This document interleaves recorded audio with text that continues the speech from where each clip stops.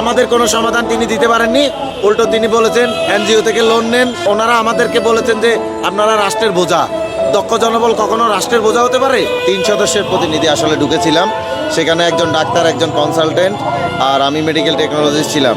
আমরা স্বাস্থ্য উপদেষ্টা ও স্বাস্থ্য উপদেষ্টার বিশেষ সহকারী নিকট দেখা করেছি। আমরা ওনাদের কাছে জানিয়েছি আমাদের দাবি দেওয়া।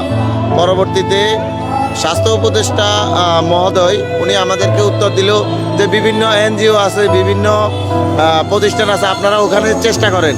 আমরা ওনাকে প্রশ্ন ছুড়ে দিলাম যে ম্যাডাম, আমরা যে 5 মাস কাজ করেছি, আমার তো বকেয়া বেতন এবং চাকরি এখনও অনিশ্চয়তা, এবং আমরা 2020 সালে করোনা সিচুয়েশনে কাজ করেছি, যখন মানুষ ঘর থেকে বের হয় নাই রাষ্ট্রের প্রয়োজনে।